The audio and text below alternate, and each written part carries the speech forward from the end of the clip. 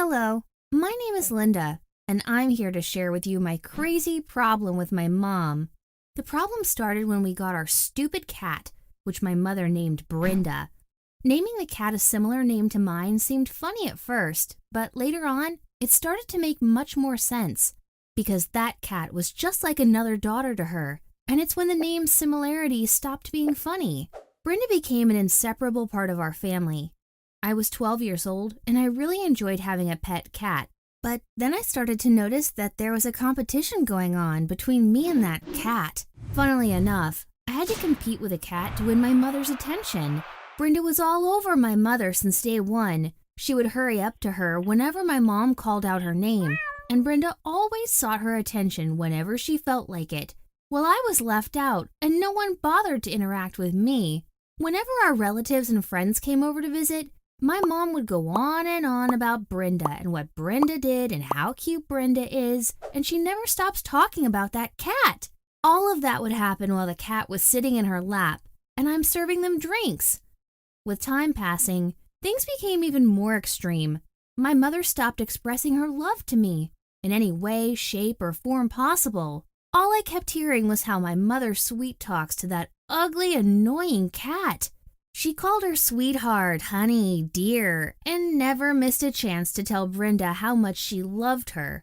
On top of that, every time I went to talk to my mom about anything, she would dismiss me and say that she's busy with the cat. Whenever I wanted to go out with my mom, she preferred to stay home with Brenda, and if we did go out, Brenda would always join us too. I couldn't help but feel so jealous. I was losing this battle against that cat, and I was helpless.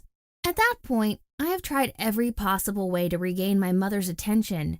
I got her gifts, made her pancakes, and did my bed every morning, which she didn't even notice. Until one day, I decided that this situation should not carry on like that, and I had to take matters into my own hands. This cat does not belong in my family anymore, and she should disappear. I knew my mother would probably miss her a lot, but soon enough, she'll get over that cat, and she'll start loving me again and giving me all the attention I need. So, I set up a plan. I had to wait until my mother went to visit my sick grandma, grab that cat, and drop her off somewhere far away. That was the only possible time I could do it, because my grandma was old and allergic to cats, so Brenda had to stay home. My plan was ready, and I waited for my mother to visit Grandma. As soon as she did, I picked the cat and took the bus to a random place.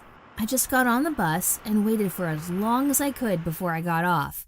We reached a place which seemed like a park near a forest that was full of trees, and it seemed just perfect to leave the cat here. So I put Brenda on the ground and said, "Shoo, shoo, Brenda, go away! I never want to see your face again." Watching her walk away felt so satisfying.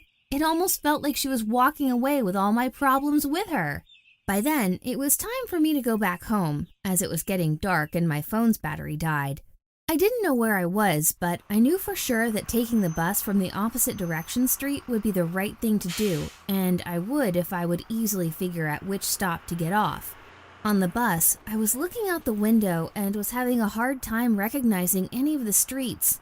An hour passed, and I still wasn't able to identify my location, and it was when I started to freak out. Ironically, I wanted Brenda to get lost, but I ended up getting myself lost in the city. I didn't know what to do, especially that my phone's battery has died, and even if I borrowed someone's phone, I was still hesitant about what to tell my parents. I obviously couldn't tell them that I purposely made Brenda disappear, and every excuse I thought of sounded like a lie. Therefore, I had to find my own way home no matter what. So, I walked around the streets and kept asking people which way to go, and after 2 long hours, I managed to reach home safely.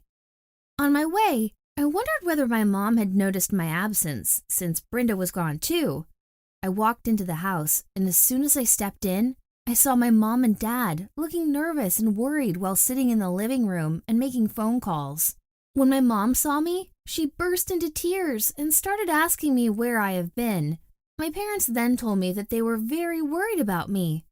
And the truth is, I was overjoyed to discover that they actually cared about my disappearance, not Brenda's, that stupid cat.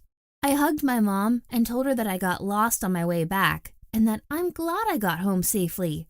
I then looked at her and asked, "How come you noticed I disappeared even though Brenda is not here?" My mom looked very confused and asked me what I am talking about. My mother seemed like she had no idea that Brenda was gone, which made me happy because I knew my disappearance made her forget about that cat. So I started to plan how I was going to tell her how I felt about coming in second place after Brenda and how horrible it was, when suddenly I heard a meow voice coming towards us and chills went down my spine. It was Brenda! That ugly fat cat found her way home before I did. I could not believe what was happening. I went above and beyond to get rid of that cat, and there she was, coming to sit on my mother's lap while I, my mother's actual daughter, was hugging her. Ugh! What is wrong with that attention-thirsty cat? Can't she just find her own cat family? I was fuming with anger and my face turned red and blue. My father asked, "Linda, are you okay, dear?" I looked at him and I screamed, No, I'm not okay. I hate that cat and I want it out of our house now. You have to choose between me and Brenda."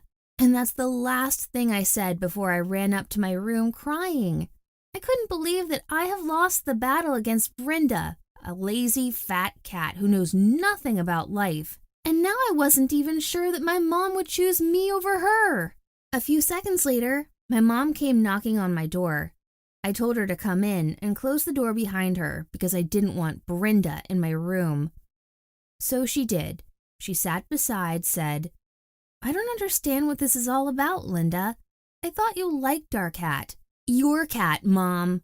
I have nothing to do with her," I said.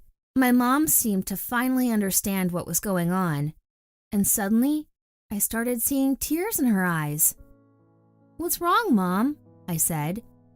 "I can't believe that I made you feel like you were getting less attention than Brenda. I didn't mean for that to happen, and I never actually noticed my behavior until now," my mom said.